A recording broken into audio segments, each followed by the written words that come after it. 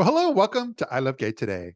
And this is another of our special series where we're in Birmingham with Jon Godbold, Tales of the Second City. How are you, John? I'm really good, thank you. I'm enjoying the sun. I've been out in the garden all morning reading and sweeping up from barbecue last night. As you Really should cool. on a nice Sunday. Yeah, it is. It's very nice actually. And we are here with his friends and Birmingham personalities, Owen Edmunds and his mother, Helen. How are you both?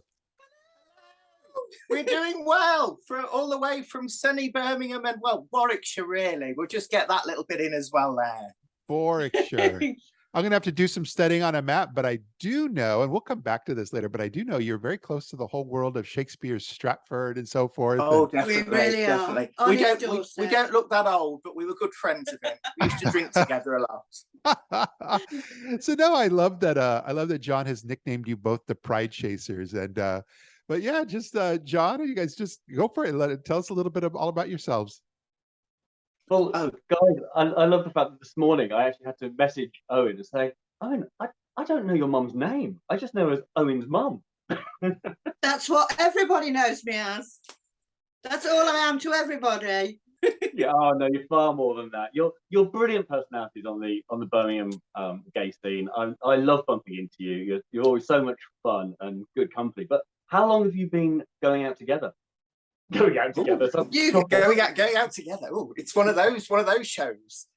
So so I actually came out in 2017. It was a long story. We were on a cruise at the time, and I'd met somebody online. We were chatting, and we were quite old-fashioned, so we used to write letters. And we got back. That was end of September, and there was a stack of letters waiting. And somebody's there saying, well, who's this person? And I said, I think it's time we need to go for a little walk around the village. And that was it. So we went for a walk, and I said, well, I've got to tell you, I think I'm gay. And that was it. That was it. So we, I think, as you can imagine, it was such a huge shock because we didn't realise that he was dressing up and masquerading and trying on everybody's clothes. And oh, definitely. Since he was about 5. And I do look better in some people's clothes than others. Clearly. But yes, so since then, we did our first Pride in 2018, and that was Blackpool, wasn't it? Yeah, Blackpool. yeah. Fabulous, fabulous Pride. And then that's it. So we've done as many as we can together since 2018. So do you have any idea how many Prides you've done? Oh, so literally, as we're sat here, we've got, I'm going to turn it, I think it's upside down for you, but there's a little list we've written of all the ones we've done. So we're literally just looking here, and if you see me squinting, I'm looking at the list going, that was 2019. That was, so I think we've done around 21, 22 since 2018. Obviously we missed 2020 and a little bit of 2021 because of the COVID. Yeah. But yeah, so we've done a few. We try and do the little prides. We like the big ones as well. Don't we all? We all like a big one. Well, don't listen. Virtuous. I'll throw in there and say, it's a really cool phenomenon though, and it's happening here in the United States as well, where you're having Pride festivals pop up in smaller parts of the country. But the UK, I would say, at least from what I see, because you guys are so good at publicizing these things on Twitter, is that in the UK, you guys have been doing these smaller prides for many years now, and it's almost like everywhere time I turn around, there's just another town I'm discovering online that's got a Pride festival. Oh, definitely. And I think that's what it needs, though, because some of the places where, as I say, technically we're in Warwickshire, just between Stratford and Warwick, and it's quite old-fashioned. It's very small, very rural. Yeah. And as you've probably gathered, he's the only gay in the village. The only gay in the village, boy. But so it's nice to see the smaller places. We've got Warwickshire Pride as well for us, but it's nice they're diversifying. And was it a couple of weeks ago, Shipston had their own Pride? That was their first. But it's nice to see little rural communities, and it's more grassroots as well. So it's less. Obviously, Birmingham and Manchester and London are fabulous, and it's more of a sort of party atmosphere now. But it's more all-encompassing. You've got young children, elderly, and they're all joining in. It's really good fun, the smaller prides. Are you not supportive? Sorry, Helen? sorry, Dan, I just said it's more supportive, more family orientated, and it's nice that you can chat with all the families and meet all the people who are trying to get involved, and just give a bit of support and encouragement. Yeah. So you must meet a lot of people who are doing their first prides, and obviously that's big group of people. Yeah. Yeah. Oh, definitely. And this is what I really get passionate about. And especially if I've had a drink and I start talking about this, I get very passionate about it. But you don't drink. But I don't drink, obviously. But no, we've been to some prides. We always try and pick sort of the newer prides that are just starting out, because you see people. For instance, there was Warwickshire one year. There was a trans person that arrived, and you could see they were really hunched up, really sort of inward. And as soon as they got past the gates, the barriers into the park, they were a different person completely. And it was just fabulous. They felt at home, and you go around giving hugs and kisses, and we start chatting. And that's what it's all about, because you could actually see once the day had finished and they went out of the park, you could see them go right back in, which was a shame, but it's nice they've got somewhere to go, and we can chat and have fun as well.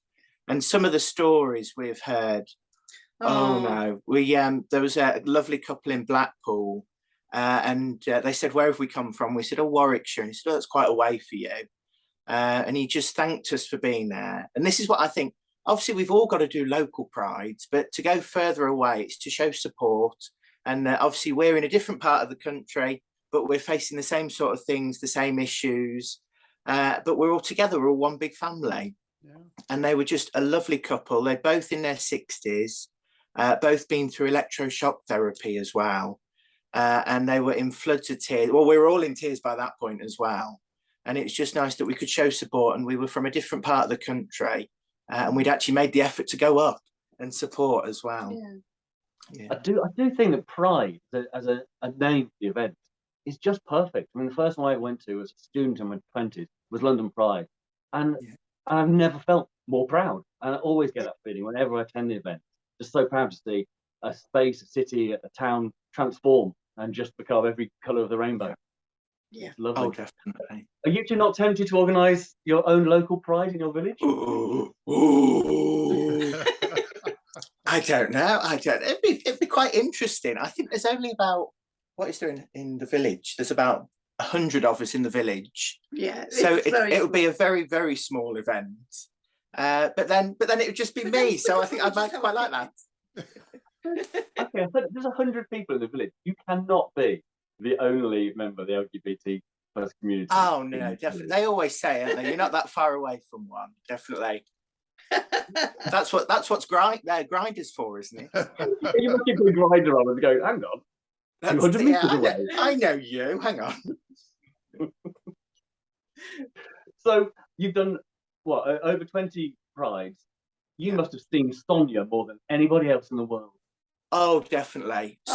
Sonia, we have seen in Blackpool, we've seen her in Reading, we've seen her in Oxford, Wigan, Oxford, quite a few. And somebody else we always see is Sandra from Gogglebox. Oh, yeah. Yeah. And she is everywhere. Literally. She's the one that charges a £5 for a selfie, isn't she? That's it. And she's got a bag of rings as well. Yeah, I think I've paid her a £5 for a selfie. I've got one somewhere. Birmingham Pride. Definitely. I'm going to start charging £10 for a picture with me and things like that instead. You should do. You should do. So, what's been your favourite Pride events that you've done?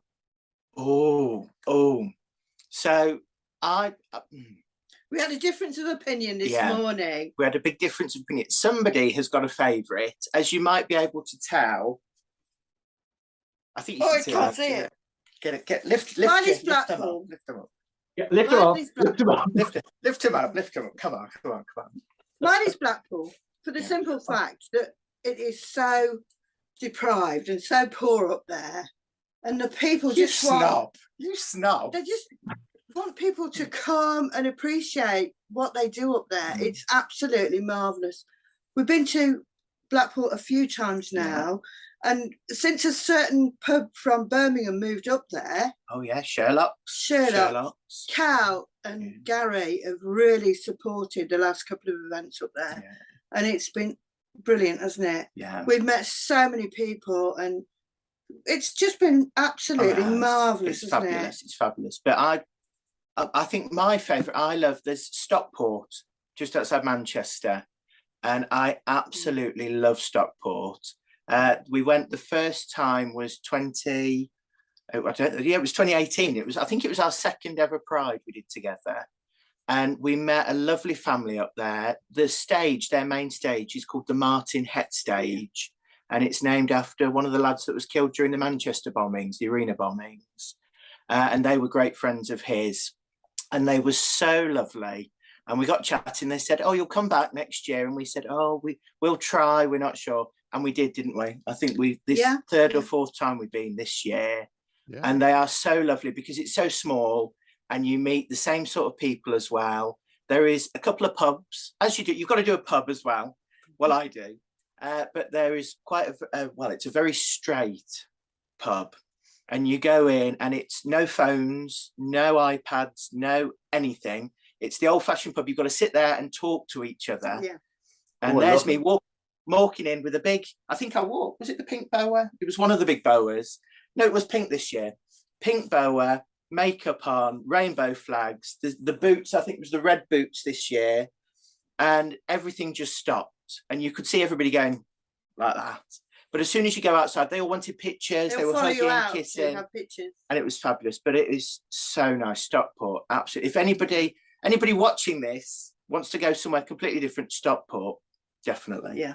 I believe it was Stockport that when I was stalking you online prior to this interview, and I found this whole it was their online site. Maybe it's also a local paper, but it's they had this whole photo gallery set up, and you guys were the premier top photo. We're on there.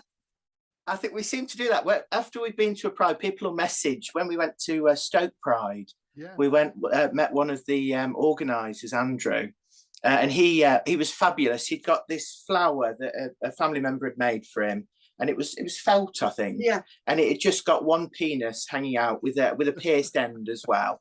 So I said, "Oh, could I stroke your penis?" As you do. I don't know if we're allowed to say this on this sort of channel. Can we say penis? I've said it about 6 times now. So there we go. I'll just get it in again anyway.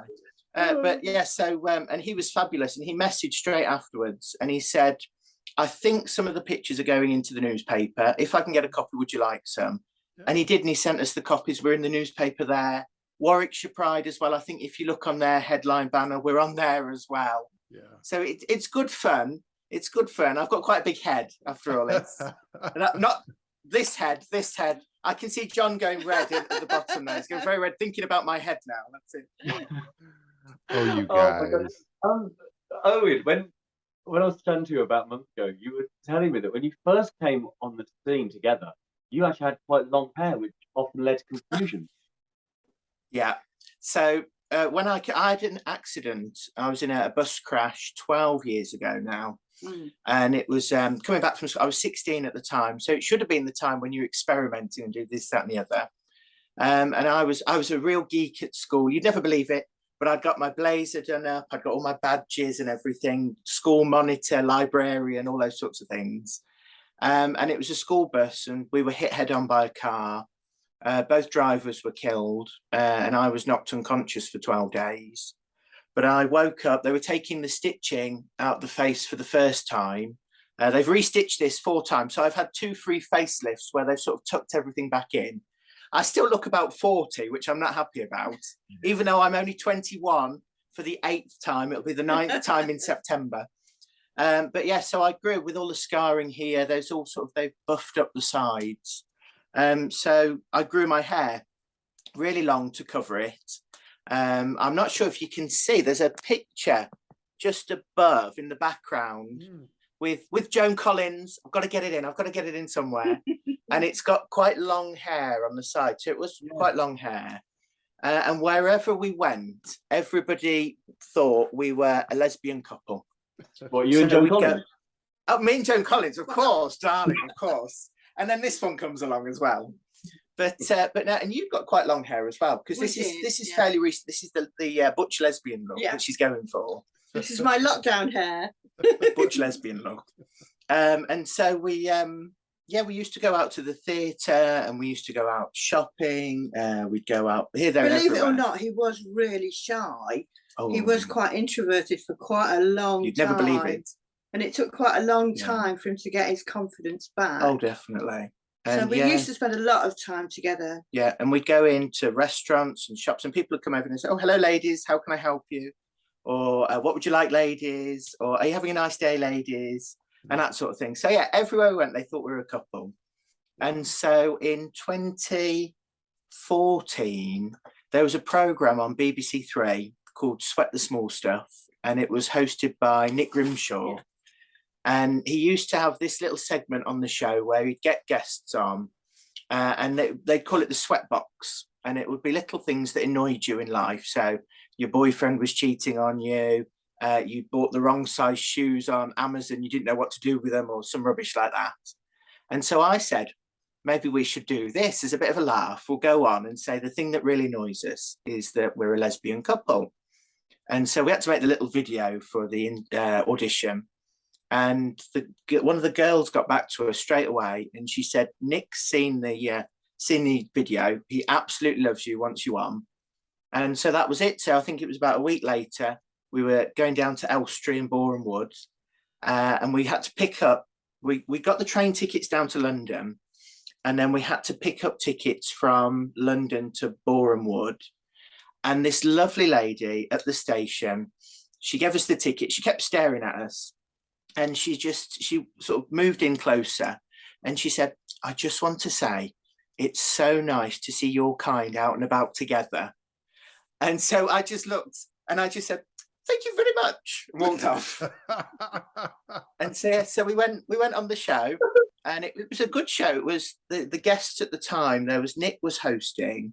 It was Rita Ora, Example, Ramesh Ranganathan, the Welsh comedian Ellis Jones, and yeah, there were the group. So yeah, so we had to go in and say, "Hi Nick, I'm Owen, this is Helen, and this is my mother."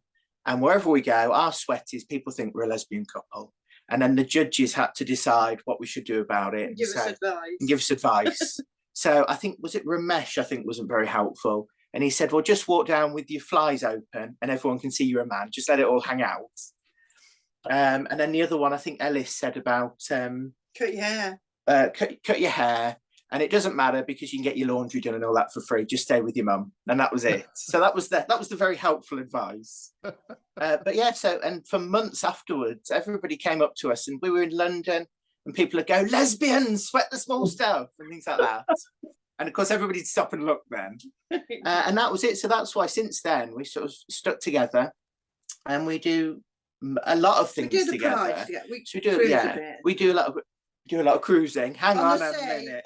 On the sea, on ship cruising, not on street corners. That's at the weekend normally, on a Saturday. They call me Gladys. But yeah, so yeah, we do a lot of things together, and so a couple of people have remembered us for back in 2014 from Sweat the Small Stuff. But now we get on with it, and of course we go down the village and Her Street and Missing, and every time I go alone now, the first thing everybody says, "How's your mum? Don't bother about me. How's your mum?" I love this.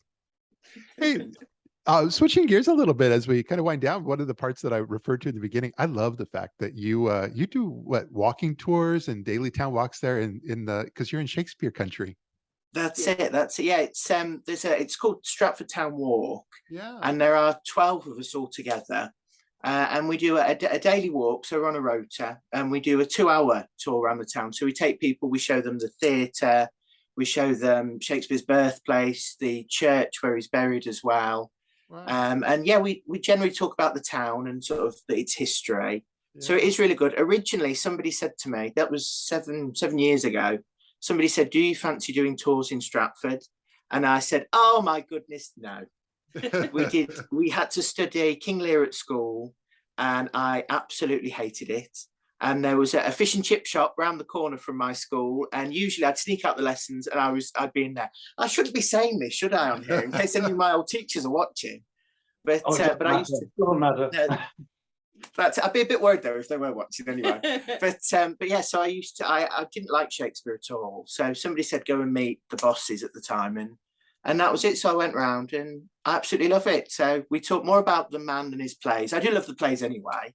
But Stratford isn't just Shakespeare. There are so many other things. The Teletubbies, they came from Stratford as well. Wow. And my favourite character is a lady called Marie Corelli. And she was the most famous Victorian author that nobody's ever heard of. And she was actually worth more. She was born in 1855, died in 1924. But she was worth more and sold more than Rudyard Kipling, H.G. Wells, Arthur Conan Doyle put together. She created the world's first official bestseller called A Romance of Two Worlds. Yeah, and she was a lesbian. Well, I shouldn't officially say that, but she had a partner called Bertha van der Weiver, and they used to dress like 19-year-old girls with long dresses, big hats, feathers, furs, because she wanted people to believe her romance novels were being written by a teenage girl in love. And she used to dress like that up until her death at the age of 69 as well. Yeah. Then again, that's going to be me. That'll be me. I'll be dressed up like this in my frocks as a teenage girl with my frocks and my heels on, going to Prides when I'm 98 or something like that. Oh, this is great because I travel a lot, and I'm actually going to be in Birmingham, popping up from London next month. So come over. I know. I'm going to try to work it out with my husband because he would not want me to go on a tour like that without him. So he's going to be with me, and so we got to figure out if we can make that work. Oh, yeah. Definitely, and we might invite Jon as well. Yes, maybe, exactly. Maybe. He might be allowed. He might be allowed. Well, Jon, did you have anything else before we wrap up? Well, only one last question, really. Considering you are the Pride chasers, why aren't you both in Brighton this weekend? It's Brighton Pride. We were looking at it. There are a few other prides as well. I think Belper in Derbyshire was Saturday, and there's a few others. But unfortunately, I've got to do this annoying thing. I've got to do some work occasionally. So we're not anywhere this weekend, but we've still got Birmingham. We're going to Birmingham Pride. We're doing Manchester Pride, and we've got our own Warwickshire on the 20th of August as well. Wow. So at the minute we're up to, I think we're 1, 2, 3, 4, 5. We've done 6 so far this year. So we've got another 3 to go, and I think we need 1 more just to round it up to the 10 for this year. Definitely. Fabulous. But also the annoying thing at the moment is the Commonwealth Games, and we have the whole of the area is closed off for the cycle racing, so we can't actually travel out of the area. We can't get out of the area. It's nice to watch everybody in their lycra, obviously, and the diving is just fabulous. I don't know what's going on with the diving, how they score it, but I've got my own way of scoring that. Yeah, all I've watched so far is the men's gymnastics. Sounds familiar. I've lost my fan as well now. That's the problem. You guys. Well, I think this is fantastic. I really appreciate that you guys were able to take a few moments of your time and share a bit of your story with our audience here. Oh, no, thank you. Thank you for having us as well. It's been fabulous. Absolutely. And I hope to be able to meet you all in the real world maybe next month. Oh, definitely. It's a date. Yeah, I love definitely. That'd be great. Thanks again, everybody. Fabulous. Thanks you. Bye. Bye.